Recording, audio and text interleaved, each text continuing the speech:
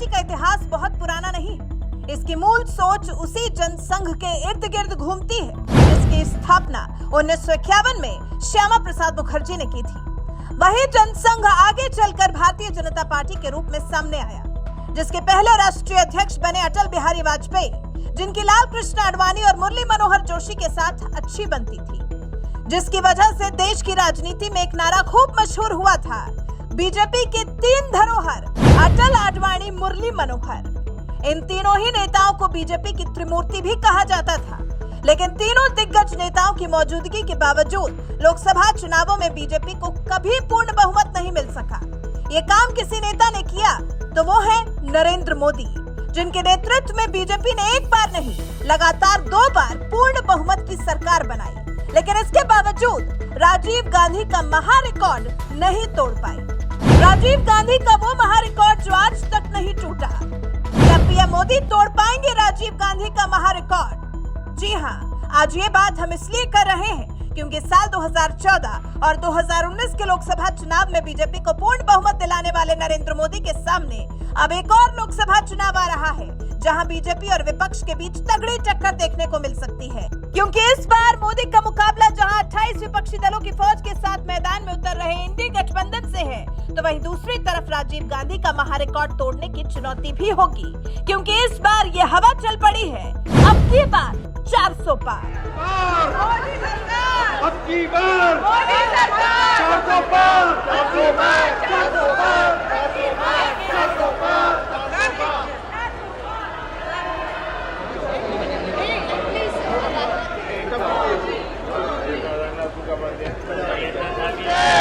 वंदे मातरम, वंदे मातरम।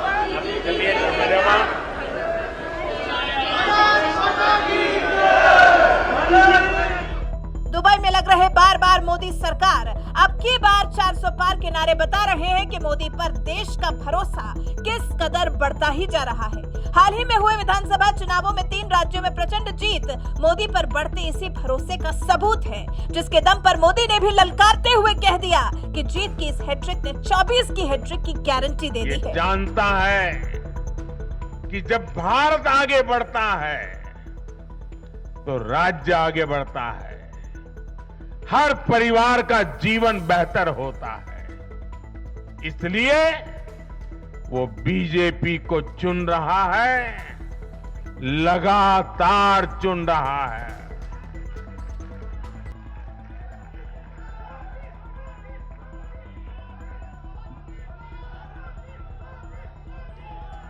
और कुछ लोग तो कह रहे हैं कि आज की इस हैट्रिक ने 24 की हैट्रिक की गारंटी दे दी है।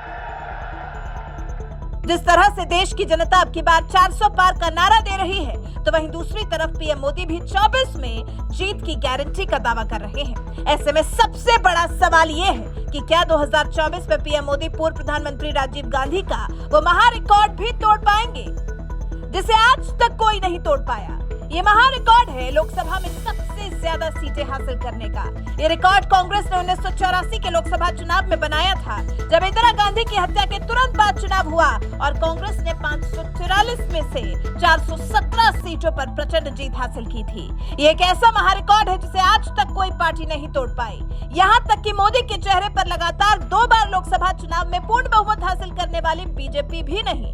लेकिन लगता है जिस तरह से 400 पार के नारे लगाए जा रहे हैं, इस बार मोदी ये महारिकॉर्ड भी तोड़ देंगे। तो वहीं दैनिक जागरण को दिए इंटरव्यू में जब पीएम मोदी से 400 पार लक्ष्य के बारे में पूछा गया, तो उन्होंने कहा, जनता द्वारा दिए जा रहे किसी भी आंकड़े का विशेष आधार होता है, उस आंकड़े के पीछे एक भाव होता है और उसका अपना एक महत्व होता है। हमें ये समझना होगा। आज देश का जन जन ये समझ रहा है कि 2014 के पहले के 3 दशकों की राजनीतिक अस्थिरता ने देश का कितना बड़ा नुकसान किया है। आज पूरी दुनिया की नजर भारत पर है, पूरी दुनिया भारत से नई उम्मीदें लगाए बैठी है। ऐसे माहौल में अब देश का कोई नागरिक भारत को अस्थिरता में नहीं झोंकना चाहता है।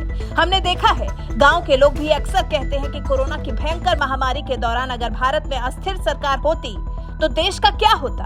वैश्विक महामारी और युद्ध की वजह से आज विश्व की आर्थिक व्यवस्था बुरी तरह चरमरा गई है। ऐसे में अगर भारत में भी अस्थिरता होती तो क्या होता। इसलिए सामान्य व्यक्ति आज पहले से अधिक मजबूत सरकार, अधिक समर्थ सरकार के पक्ष में है।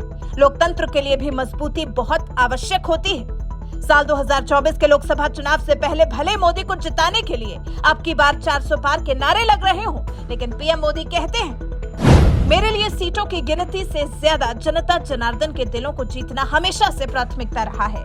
मैं दिल जीतने के लिए प्रयास करता हूं, मेहनत करता हूं तो जनता खुद ही मेरी झोली भर देती है। जहां तक लक्ष्य की बात है तो आज मैं ही नहीं बल्कि पूरा देश 2047 तक भारत को विकसित बनाने के लक्ष्य पर काम कर रहा है।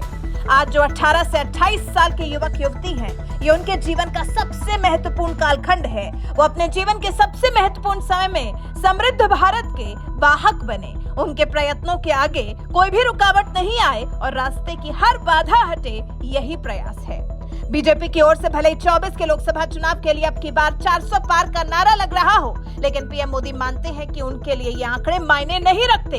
उनके लिए देश का प्यार मायने रखता है और जब देश का प्यार मिलेगा तो 400 क्या 450 सीटों का आंकड़ा भी बीजेपी पार कर सकती है। ऐसे में अब देखना यह है कि साल 2014 के लोकसभा चुनाव में 282 और साल 2019 के लोकसभा चुनाव में 303 सीटें जीतने वाली बीजेपी साल 2024 के लोकसभा चुनाव में 400 पार सीटें जीतकर राजीव गांधी का महारिकॉर्ड तोड़ पाएगी या नहीं। अपनी राय हमें कमेंट कर जरूर बताएं। मोदी की गारंटी की चर्चा खूब सुनते होंगे। हाल के दिनों में जो चुनाव नतीजे आए, उसके बाद ये चर्चा और बढ़ गई है। लेकिन सूरत के लोग तो मोदी की गारंटी को बहुत पहले से जानते हैं।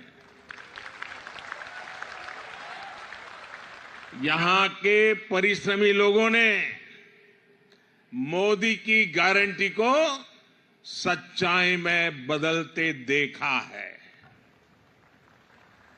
और इसी गारंटी का उदाहरण ये सूरत डायमंड बुर्स भी है। मुझे याद है बरसों पहले आप सभी साथी किस तरह मुझे अपनी समस्याएं बताते थे। यहां तो डायमंड के कारोबार से जुड़े कारीगरों, छोटे बड़े व्यापारियों से जुड़ी लाखों लोगों की पूरी कम्युनिटी है, लेकिन उनकी बड़ी परेशानी ये थी कि छोटी छोटी बातों के लिए उन्हें दूर दूर तक जाना पड़ता था। रॉ डायमंड को देखने और खरीदने के लिए अगर विदेश जाना है तो उसमें भी अड़चनें आती थी। सप्लाई और वैल्यू चेन से जुड़ी समस्याएं पूरे कारोबार को प्रभावित करती थी। डायमंड इंडस्ट्री से जुड़े साथी बार बार मुझसे इन समस्याओं के समाधान की मांग करते थे। इसी माहौल में 2014 में दिल्ली में वर्ल्ड डायमंड कॉन्फ्रेंस हुई थी और तभी मैंने डायमंड सेक्टर के लिए स्पेशल नोटिफाइड जोन स्थापित करने की घोषणा की थी। इसी ने सूरत डायमंड बुर्स के सपने को साकार करने का रास्ता बनाया। हमने कानून में संशोधन भी किए। अब आज सूरत डायमंड बुर्स के रूप में इंटरनेशनल ट्रेड का एक बहुत बड़ा सेंटर यहां बनकर तैयार है। रॉ डायमंड हो, पॉलिश डायमंड हो, लैब ग्रोन डायमंड हो या फिर बनी बनाई ज्वेलरी, आज हर प्रकार का व्यापार एक ही छत के नीचे संभव हो गया है। कामगार हो, कारीगर हो, व्यापारी हो, सबके लिए Surat diamond bourse one stop centre है। यहां इंटरनेशनल बैंकिंग और सुरक्षित वॉल्ट्स की सुविधा है। यहां रिटेल ज्वेलरी बिजनेस के लिए ज्वेलरी मॉल है।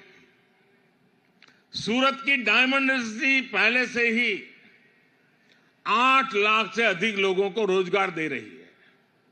अब सूरत डायमंड बुर्स से भी 1.5 लाख साथियों को रोजगार मिलने वाला है नए।